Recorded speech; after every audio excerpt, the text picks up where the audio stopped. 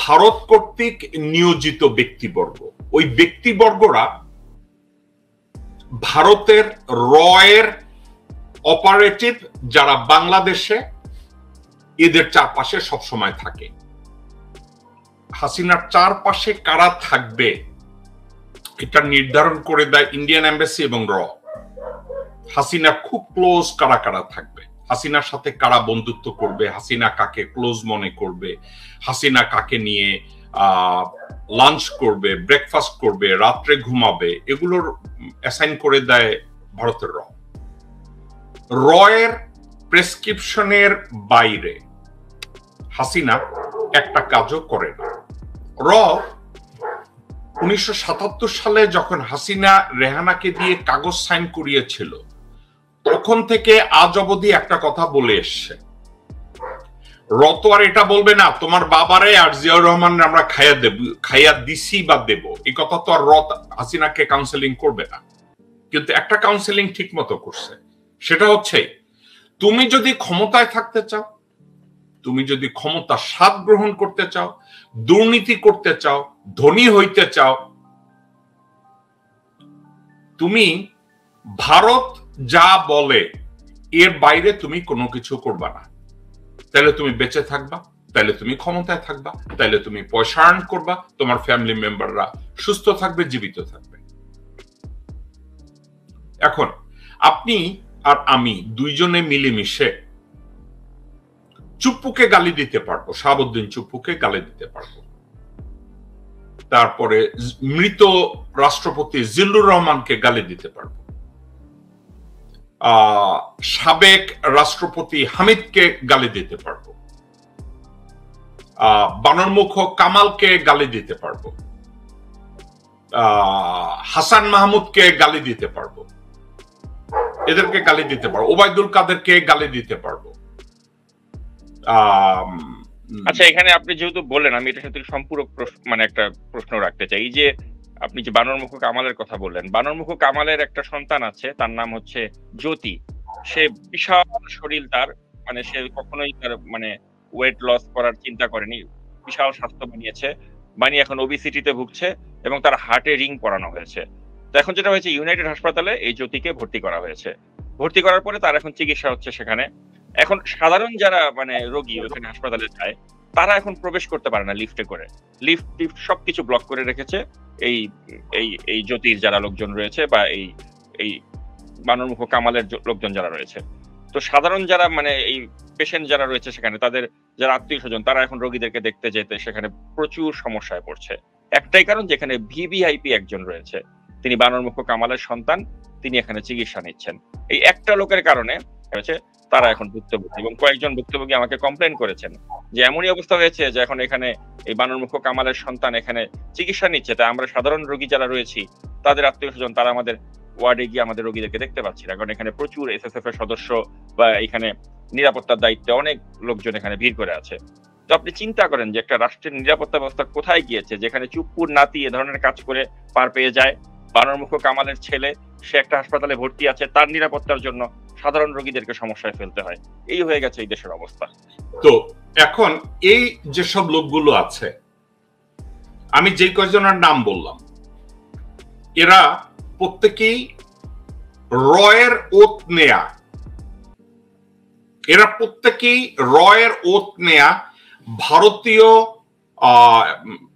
ইনভেশনের beneficiary বাংলাদেশে, অলিখিত invasion. এখন আমি আর আপনি বলতে পারি না লিখিত ইনভেশন, এটা বলা যাবে না, কারণ বাংলাদেশের 17 কোটি মানুষের চোখে ধুলা দিয়ে ভারত বাংলাদেশিদেরকে বুঝাতে এখনো সক্ষম বাংলাদেশ একটা স্বাধীন সার্বভৌম রাষ্ট্র, বাংলাদেশের সেনাবাহিনী আছে, বাংলাদেশের নৌবাহিনী বিমান বাহিনী আছে, বাংলাদেশ হাসিনা রান করে এবং হাসিনা খুব বুদ্ধিমান। হ্যাঁ, এখন এই লোকগুলোকে প্রোটেকশন দেয় মূলত 2-3টা লেয়ার, তাদেরকে প্রোটেকশন দেয়। একটা আপনারা বলতে পারেন এসএসএফ, একটা আপনারা বলতে পারেন আগে পিজিআর ছিল, এখন বোধহয় ওটাকে এসএসএফ করছে, র্যাব আছে, পুলিশ আছে, সেনাবাহিনী আছে বা সশস্ত্র বাহিনীর লোকজনরা আছে, তাদেরকে গার্ড দেয়। কিন্তু একটা কথা আপনি মনে রেখেন, এই লেয়ারের পরে আর একটা লেয়ার আছে যেটা এই লোকগুলোর চারপাশে ঘুরে। ওই লেয়ারটা হলো ভারত কর্তৃক নিয়োজিত ব্যক্তিবর্গ। ওই ব্যক্তিবর্গরা ভারতের রয়ের অপারেটিভ যারা বাংলাদেশে এদের চারপাশে সবসময় থাকে। বানর মুখো কামালের কাছে থাকে, আউবায়দুল কাদেরের পাশে থাকে, হাসিনার পাশে থাকে, রেহানার পাশে থাকে। বাংলাদেশে হাসিনার এবং রেহানার 5টা নেরিকুত্তা বাচ্চা আছে, এদের বাচ্চাগুলোর পাশে যারা যদি কখনো বাংলাদেশে যায় তাদেরকে তারা কভার করে। এখন এই যে তথাকথিত যে একটা রাষ্ট্রপতি এই শেখ হাসিনা বানিয়ে রেখেছেন, শাহাবুদ্দিন চুপ্পু, যিনি এই দুর্নীতি দমন কমিশনে একসময় তিনি কাজ করতেন, তখন তিনি ব্যাপক হারে দুর্নীতি করেছেন। তার সেই দুর্নীতির টাকায় তার যে পুত্র আরশাদ আদনান, তিনি চলচ্চিত্র প্রযোজনা করেছিলেন, তিনি নাটক বানিয়েছিলেন। আর সর্বশেষ যেটা হয়েছে যে তার বাবা রাষ্ট্রপতি হওয়ার পরে তার এতই ক্ষমতা হয়ে গিয়েছে যে সে এখন সাকিব খানকে নিয়ে সে 3 কোটি 4 কোটি টাকা বাজেটের ছবি বানাতে পারে। তো এই যে চলচ্চিত্রগুলো সে যে নির্মাণ করছে, এই টাকার উৎস কোথায় এটা প্রশ্ন করার মতো কিন্তু বাংলাদেশের কোনো সাংবাদিক নেই, বা কেউ প্রশ্ন করতে পারে না যে আরশাদ আদনান তার বাবা রাষ্ট্রপতি হওয়ার পরে তিনি 3 কোটি বা 4 কোটি টাকা খরচা করে তিনি যে চলচ্চিত্র নির্মাণ করছেন, এই চলচ্চিত্র নির্মাণের উৎস কোথায়? কারণ তিনি তো তার বাবা যখন রাষ্ট্রপতি ছিল না তখন তো এত বিগ বাজেটে তাকে আমরা চলচ্চিত্র বানাতে দেখিনি। তো মানে চোখের সামনেই দেখা যাচ্ছে যে তার ছেলে লুটপাট করে এভাবে এখন বাংলাদেশের সবচেয়ে বড় একটা চলচ্চিত্র প্রযোজক হিসেবে নিজের নাম লিখিয়ে নিয়েছেন। এবং এরই মাঝে নতুন যে ঘটনা যেটা ঘটে গেল সেটা হচ্ছে যে এই চুপ্পুর শুধু যে সন্তান আরশাদ আদনান তিনি যে দুর্নীতি করছেন বা যা ইচ্ছা তাই করছেন তা নয়, তার নাতি যারা তারাও এখন বেপরোয়া হয়ে গিয়েছে। এবং তার 2জন নাতি আছে, একজন হচ্ছে তাহসিন আদনান আর একজন হচ্ছে তাহমিদ আদনান। এরা মানে ওই যে লাফাঙ্গা ছেলে পেলে বলতে যা বোঝায় আর কি, যে গাড়ি করে বেপরোয়া ভাবে স্পিডে ঢাকা শহরের অলিতে গলিতে তারা ঘোরে। তো সেভাবেই তারা একটি গুরুত্বপূর্ণ এলাকা গুলশান, সেখানে তারা এরকম বেপরোয়া করে গাড়ি চালাচ্ছিল। তো একটা সাইকেল আরোহীকে তারা সে সময় আহত করে, তাদের গাড়িতে ধাক্কা লাগায় এবং সেখানে কয়েকজন কর্তব্যরত পুলিশ সদস্য তারা এসে বিষয়টিকে মীমাংসা করার চেষ্টা করে। তখন এই যে চুপ্পুর নাতি তাহসিন আদনান তিনি বেপরোয়া ভাবে পেটান এই পুলিশ সদস্যদেরকে, মানে বেদম প্রহার করেন। এবং পুলিশ সদস্যরা তখন তার পরিচয়টা আসলে জানতে পারেননি যে তিনি কে। তো তারা তার বিরুদ্ধে মামলা করার ব্যবস্থা নেয়, কিন্তু পরবর্তীতে যখন সে ফোন করে তো তখন সেই রাষ্ট্রপতির পক্ষ থেকে যেটা করা হয় আর কি, যে এসএসএফ এর সদস্য তারা ঘটনাস্থলে পৌঁছায় এবং পৌঁছে তারা এখানে এই চুপ্পুর নাতিদেরকে সুন্দর করে স্কট করে বের করে নিয়ে যায়। এবং সবচেয়ে দুর্ভাগ্যজনক বিষয় হচ্ছে যে বাংলাদেশের যে এতগুলো মিডিয়া আছে, একটা মিডিয়াতে এই যে চুপ্পুর নাতি যে এরকম একটা কাণ্ড ঘটালো এটা নিয়ে নিউজ করার মতো সাহস বাংলাদেশের কোনো মিডিয়ার হলো না। একটা মিডিয়াতেও এই ঘটনা নিয়ে নিউজ হলো না। চুপ্পুর নাম বা চুপ্পুর নাতিদের এ ধরনের বেপরোয়া আচরণ কোনো নিউজ করার মতো মানে সাহস বাংলাদেশের কোনো মিডিয়ার হলো না। তো এই যে চুপ্পু নামের একজন ব্যক্তি, যার মতো একজন অপদার্থ লোক, যে দুর্নীতি দমন কমিশনের একজন ব্যক্তি হওয়ারও যার যোগ্যতা ছিল না, তার মতো একজন ব্যক্তি আজকে দেখুন যে বাংলাদেশের রাষ্ট্রপতির পদে বসে গিয়েছেন। এবং বসে যাওয়ার পরে তার ছেলে দুর্নীতি করে চলচ্চিত্র প্রযোজনা করছে, সাকিব খানকে নিয়ে কোটি কোটি টাকা বাজেটের সিনেমা বানাচ্ছে, আর তার নাতি বেপরোয়া ভাবে কোটি কোটি টাকা দামের গাড়ি চড়ছে, রাস্তায় সেই গাড়ি বেপরোয়া করে চালাচ্ছে, পুলিশ সদস্যকে পেটাচ্ছে, কিছুই হচ্ছে না। মানে একটা সব সম্ভবের দেশ হয়ে গেছে বাংলাদেশ, যেখানে এই চুপ্পুর মতো ব্যক্তিরা বা তাদের নাতিরা এ ধরনের কাজ করেও পার পেয়ে যায়, আর মিডিয়াতে এই নিউজগুলো আসে না। তো আমি প্রথমে আপনার কাছে এই বিষয়টি নিয়ে একটু আপনার মন্তব্য জানতে চাই। তো এখন আপনি আর আমি, আপনাদের চোখে পড়ছে, আপনি আমাকে বলছেন বাংলাদেশের কোনো মিডিয়া এই নিউজটা করে নাই। আমি তবে আর একটা কথা বলি, এই কথাটা না বললেন, এক্সকিউজ মি, না বললেই না। সাকিব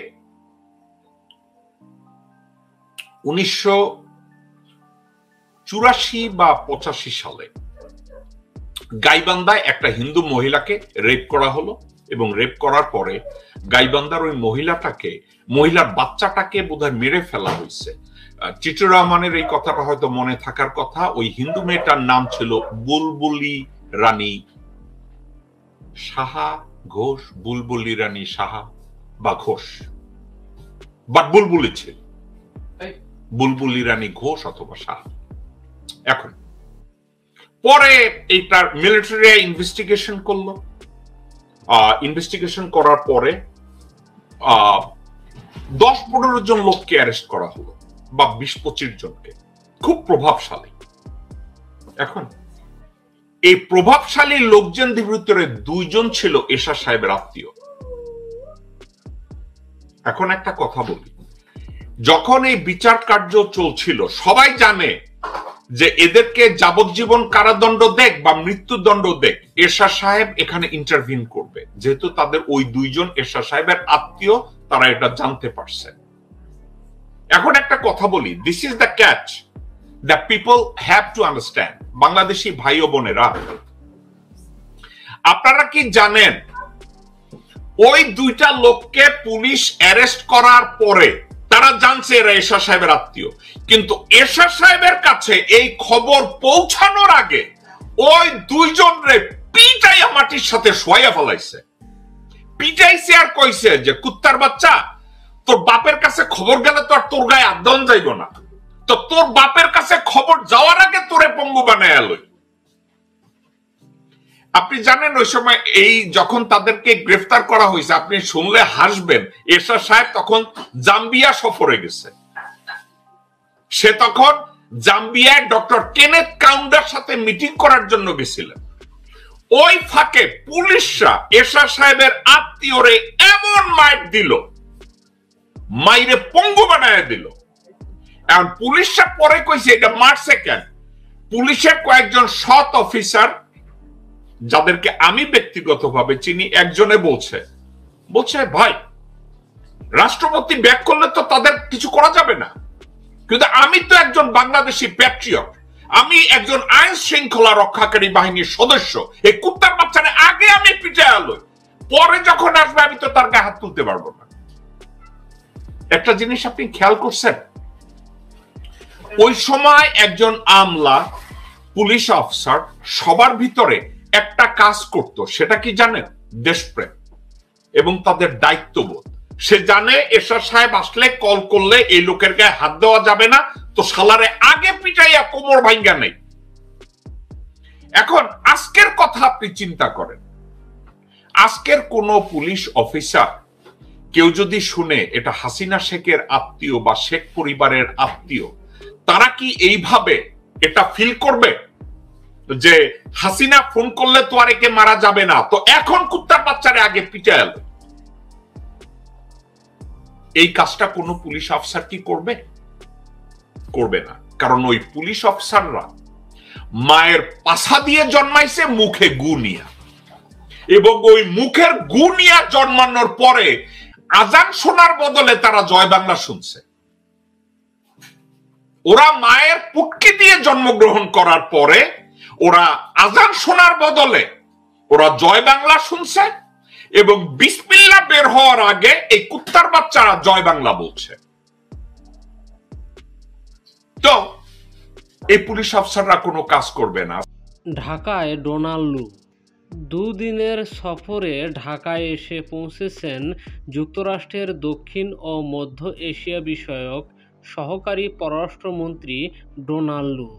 পররাষ্ট্র মন্ত্রণালয়ের মহাপরিচালক উত্তর আমেরিকা খন্দকার মাসুদুল আলম অতিথিকে বিমানবন্দরে স্বাগত জানায়।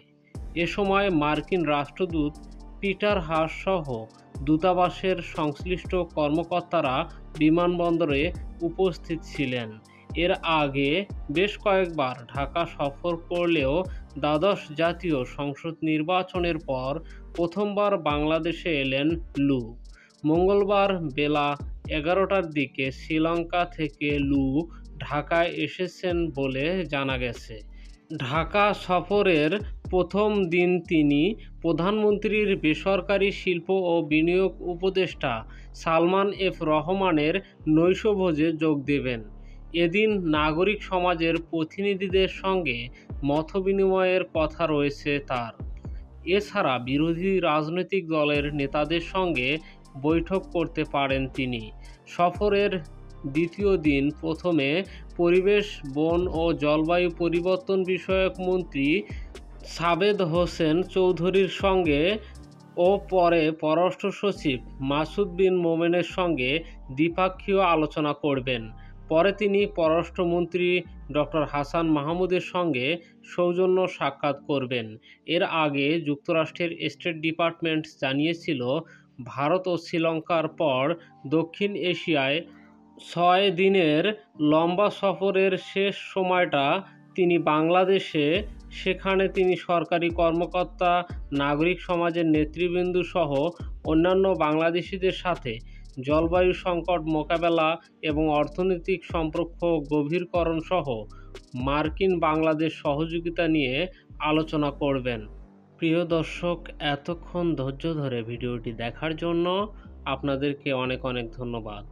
ভিডিওটি লাইক, কমেন্ট ও বেশি বেশি শেয়ার করুন। সবাই সুস্থ থাকুন, ভালো থাকুন। আসসালামু আলাইকুম।